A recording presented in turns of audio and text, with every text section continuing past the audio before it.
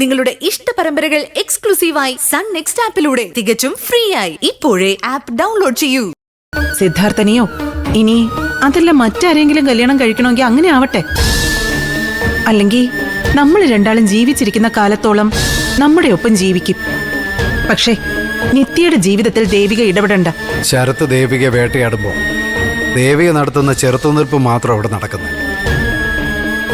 പ്രതിരോധം ചിലർക്ക് ആക്രമണമായി തോന്നുന്നത് അവരുടെ ഭാഗത്ത് തെറ്റുള്ളതുകൊണ്ടാണ്.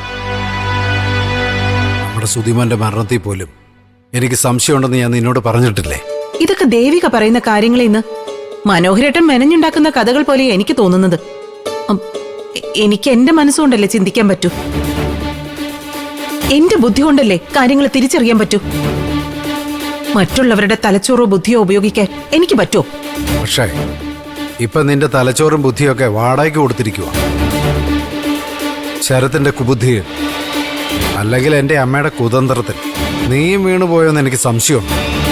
അങ്ങനെയൊന്നുമില്ല. എല്ലാവരും ചേർന്ന് ശരത്തിനെ കുറ്റപ്പെടുത്തുകയും ഒറ്റപ്പെടുത്തുകയും ചെയ്യുന്നതിൽ എനിക്ക് ബുദ്ധിമുട്ടുണ്ട്. കാരണം മറ്റൊന്നുമല്ല, നാളെ ഇതിനെല്ലാം ശരത്ത് പകരം വീട്ടുന്നത് നമ്മുടെ നിത്യമോളോടായിരിക്കും. അതിനവരൊന്നിച്ച് ജീവിച്ചാൽ അപ്പോ ആദ്യ കല്യാണം നടക്കട്ടെ പാർവതി. നിന്റെ മനസ്സിലുള്ളതേ തീരുമാനം നിശ്ചിതാട്ടി ഒന്നുമല്ല, മരവിപ്പ.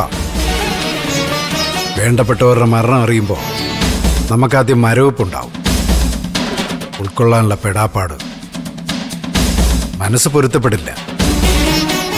അത് കഴിഞ്ഞ് ആ യാഥാർത്ഥ്യമായി പൊരുത്തപ്പെട്ട് കഴിയുമ്പോഴാണ് നമ്മുടെ കണ്ണുകൾ നിറഞ്ഞുകൂടണം. ആ അവസ്ഥയല്ല നീ ഇപ്പോൾ.